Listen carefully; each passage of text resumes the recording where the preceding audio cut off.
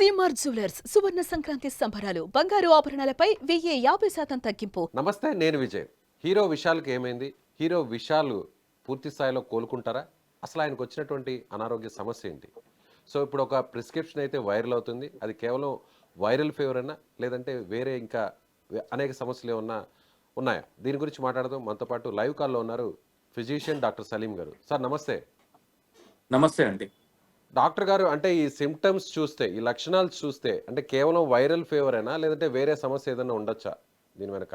మనకు నార్మల్గా నా పేరు doctor Salim, general physician and diabetologist. నార్మల్గా అయితే ఇప్పుడు ఇది వైరల్ ఫీవర్ సీజన్ అన్నమాట. సో ఈ ప్రిస్క్రిప్షన్లో ఏమని ఉందంటే విశాల్ వైరల్ ఫీవర్తో సఫర్ అవుతున్నాడని. అయితే నార్మల్గా వైరల్ ఫీవర్లో సిమ్టమ్స్ ఎలా ఉంటాయి? జ్వరం, దగ్గు, జలుబు, తుమ్ములు అండ్ బ్రీతింగ్ డిఫికల్టీ, మెయిన్గా సివియర్ వీక్నెస్ అనేది ఉంటుంది.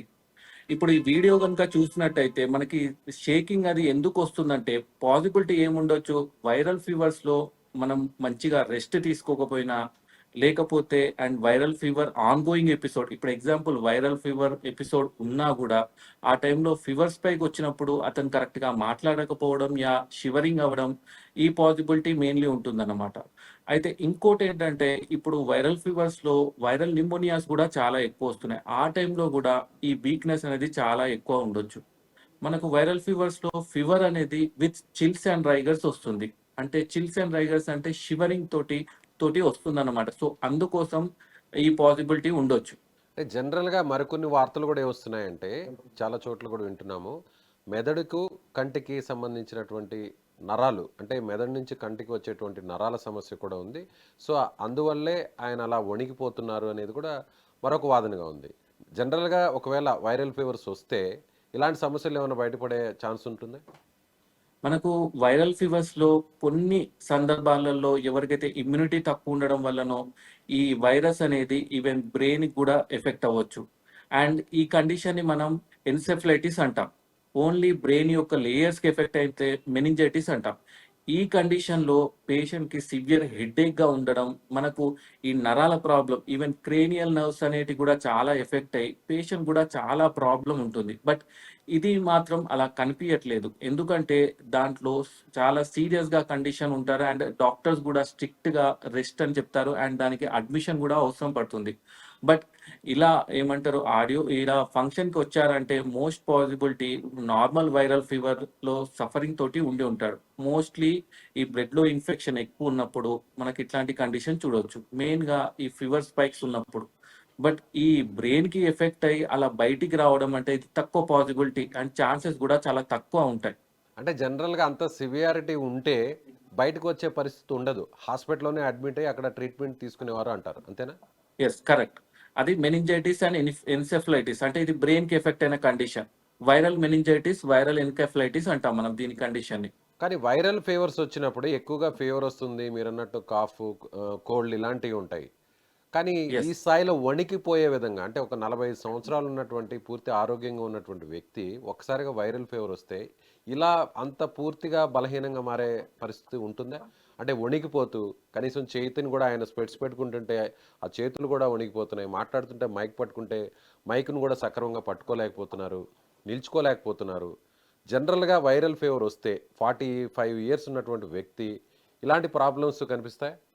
అవునండి, కొందరిలో, అంటే అందరిలో అని కాదు, అందరిలో నార్మల్ గా వచ్చి వెళ్ళిపోతుంది. నార్మల్ గా కాఫ్ కోల్డ్ వచ్చి వీక్నెస్ కొంచెం లైట్ గా ఉండి వెళ్ళిపోతుంది. బట్ ఏజ్ ఎక్కువ ఉన్న వాళ్ళలో ఏమైతుందంటే ఈ viral fevers high grade fevers లెక్క వస్తుంది. కొన్ని టైమ్స్ లో ఎట్లుంటుందంటే బాడీలో వైరస్ లోడ్ ఎక్కువ ఉన్నప్పుడు హై గ్రేడ్ ఫీవర్స్ అంటాం.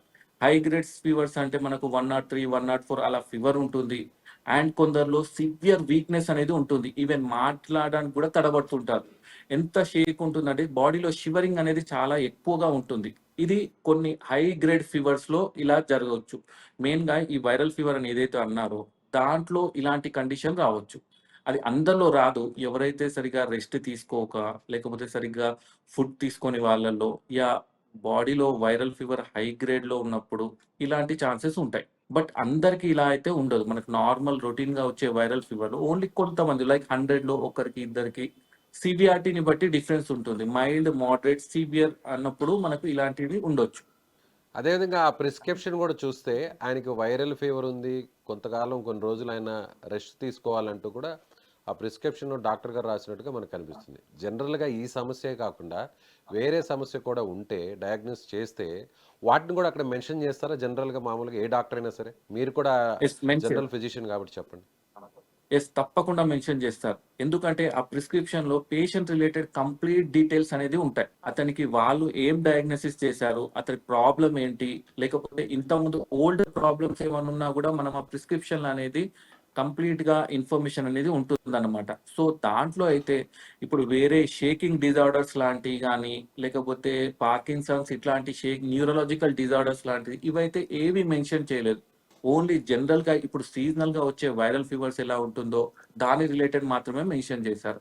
సో ఇప్పుడు మనకు కనిపిస్తున్నటువంటి ఈ సిమ్టమ్స్ చూస్తే మీరన్నట్టుగా హెవీగా ఫీవర్ వచ్చిన తర్వాత కొంతమంది వీక్ అయిన తర్వాత ఇలా కనిపిస్తుంటారు. సో అందుకే ఆయన బయటకు వచ్చారు. సో నీరసంగా ఉన్నారు కాబట్టి ఆయన ఆ విధంగా బిహేవ్ చేస్తున్నారని మీరు చెప్తున్నారు. ఈ పరిస్థితి మోస్ట్ నుంచి పాసిబిలిటీ నార్మల్ పొజిషన్కి రావడానికి, తిరిగి సినిమాల్లో యాక్ట్ చేయడానికి, ఆయన జనరల్గా స్టంట్స్ బాగా చేస్తుంటారు, అన్ని కూడా యాక్షన్ మూవీస్లోనే ఆయన యాక్ట్ చేస్తుంటారు హీరోగా. సో ఆ పొజిషన్కి రావడానికి ఎంత టైం పట్టే ఛాన్స్ ఉంది? నార్మల్ గా వైరల్ ఫీవర్స్ లో మనం ఒక 1 వీక్ టు 10 days మంచిగా రెస్ట్ తీసుకొని హెల్తీ డైట్ తీసుకుంటే వాళ్ళకి ఏంటంటే ఈ వీక్నెస్ అండ్ ఎనర్జీ లెవెల్స్ ఏదైతే తక్కువ ఉన్నాయో గ్రాడ్యువల్ గా నార్మల్ అయ్యే ఛాన్సెస్ ఉంటాయి.